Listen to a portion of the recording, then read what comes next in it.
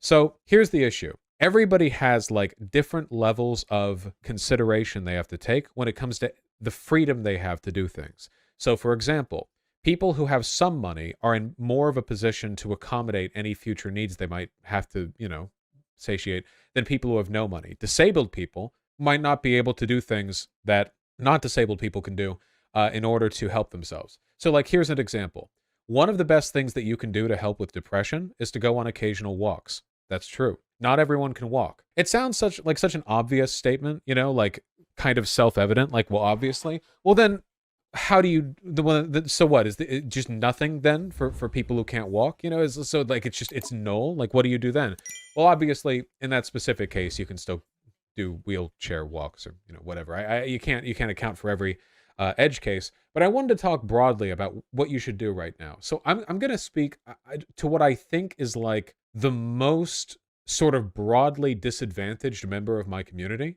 Okay, I'm going to talk to like a 16 to 20, like young, early college, late high school, trans, depressive, anxiety-ridden, autistic, not so much money, conservative parents, And if that doesn't apply to you, if those don't all like apply to your life, then you can just remove some of those categories. Like, oh, actually my parents are good to me. Okay, well, great, oh, actually, well, I'm not trans or whatever. Okay, well then, yeah, don't even have to worry about that, You sort of develop for the most, I guess, the most disadvantaged category, and then know you have contingencies for everyone else, basically. But I want to talk, okay? Here's the thing, like, here's my concern, right? This country's probably going to go a bad way pretty soon. But I want to talk about, like, basic stuff that you should be focusing on right now, okay? I get a lot of these questions, I'm aiming young in terms of, like, who I'm responding to, but I think this applies to everyone. A lot of people have asked, like, should I stay in the closet? Should I come out? Should I tell my parents that I'm gay, that I'm trans, this or that? What should I do about my bad friend group or whatever? One of the first things that you can do, okay, and this is like ubiquitous advice, is learn the things that you can change and the things that you can't. And if you can't change something, work within your means to make it as tolerable as possible. If you can change something, then try to, unless the consequences of doing so are intolerable. If you have shitty friends that are like holding you back, I can't tell you how much it matters to have a friend group that's like, supportive. It sounds so gay. It's, power of friendship, everyone get together. Well, I mean, yeah, we're social animals. You guys know the run.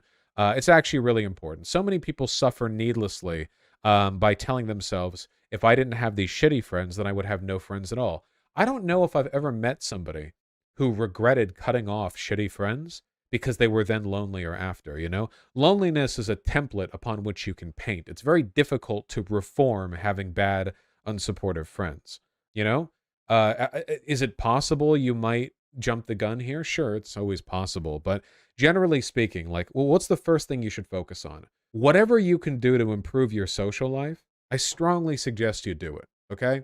A lot of you folks spend time on Discord or Twitter, you make friends online. There is nothing wrong with making friends online, but it is important to have friends in person too. This is not going to be as easy for some people as it is for others. A lot of us most of my viewers live in cities or in well-developed areas, but some of you guys live in more rural or more conservative areas where it can be really, really difficult to make like interpersonal friends, I've said this before, but a lot of people don't do this because it makes them feel like a dork. How do you make a friend? That's actually a really difficult question, right? Like in the pure logistics of the thing. Like, how do you meet a new person and then talk to them, get to know each other, and then have a friend? It's easy to do when you're in school because you're forced into it. Not to say everyone makes friends in school, but at the very least, you got kind of a handicap going on there. To a lesser extent, college, but still true. Because people are put in situations where they have to socialize. They're with a like age group, They have shared goals, sometimes with class projects or just getting through the day. But if you're outside of all that, what do?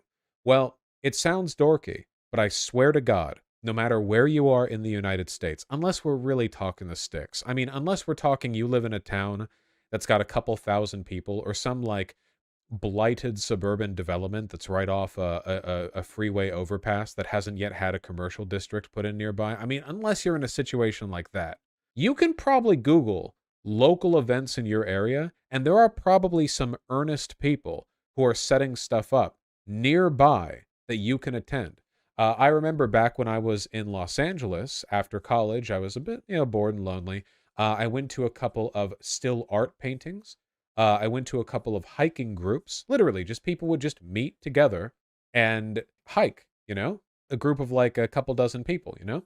Oftentimes you can just do like just for free, you can just interact with other people. And, it can be a little bit imposing or difficult to involve yourself in these situations. But unfortunately, like the core conceit of making new friends is putting yourself out there. You should work up to whatever it takes to be able to confidently enter a room with people you don't know, understand what's going on in that room, and then kind of work with that. It's not all about like cold approaches or pickup artistry where you just walk up to somebody and you're like delivering this set of prepared line. Don't do any of that. But just being there is something. Also, have a little bit of faith in other people. If you go to another event where you're new, people might also just come up and talk to you. Like, they're holding a public event. They're putting information of that online. You think they don't want new people arriving? Like, that's why they're doing that. Odds are somebody's going to talk to you as long as you don't come across as like unapproachable or creepy. I mean, God, as long as you shower, I hope stuff like that would track on its own.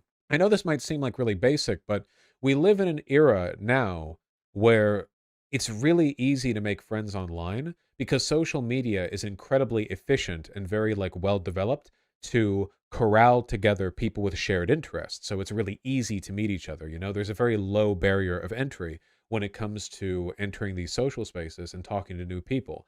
I'm willing to bet you probably feel less anxiety DMing somebody for the first time than you do like talking to someone new in real life.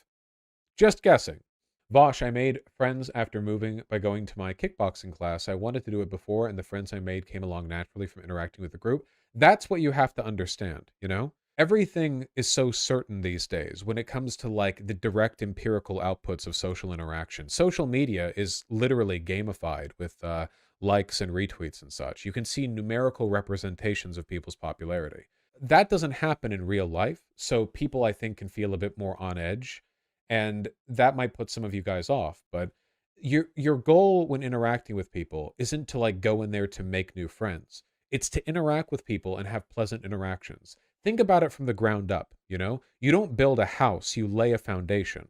And every conversation you have, however short, that's just a pleasant little aside, is another brick you're laying to that foundation. It's another step you're putting up, because a couple of interactions in, and people might go from just asking you how you're doing to asking about you on a more fundamental level, or vice versa.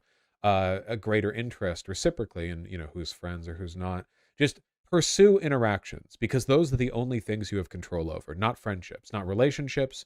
Pursue the interactions themselves. Now, please work on that. It's good. Learn to talk to people. Don't feel so insecure about messaging them. Remember, if they don't message you back, it doesn't mean they hate you. I have people that I like that I don't message back for weeks. People's lives are complicated. Don't make it all about you. You're thinking about yourself far more than other people are thinking about you. You make a little fuss up, you stumble over some words, you come across as awkward. They'll forget in a minute. You'll remember that for as long as you let yourself remember that.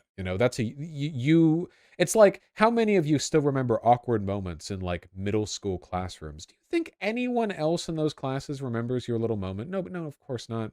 But people sort of persist in this like projection or this, I guess it's a little bit self-centered. The idea like, oh yeah, because I remember, other people must care. They don't. People are just trying to live their lives. And a lot of those people could do with, a little more socializing themselves. So help them out with that. So many of the problems that we experience are a product of either like incidental or manufactured social alienation, which is why I hammer on so much about the necessity of combating that, of being confident enough not to be some kind of like, hyper confident alpha male, whatever the fuck, but just like the basic belief, which you should have dogmatically, by the way. This is something that you should believe no matter what evidence is provided to you. You should believe that you deserve happiness and other people, are worth talking to. That should be like a fundamental position you hold no matter what. And you should believe it no matter what, because if you believe that conditionally, you will at some point in time, because you're feeling depressive or anxious, the condition will be tripped and you'll think, oh, actually that's not true. The problem is your brain is just not a great engine for arriving at logical conclusions consistently, especially when it comes to stuff like socialization, because those calculations involve stuff like self-worth, confidence, and it's really difficult to empirically reaffirm or measure any of those variables. So you might, in a bad moment, think, oh, actually, well, I don't deserve this, or I don't deserve that, and I shouldn't do this, and I shouldn't do that. Unfortunately, the best way out of any kind of mental funk like that is usually maintaining the like the discipline to engage in some very basic self-care, and people don't do that if they think they don't deserve it.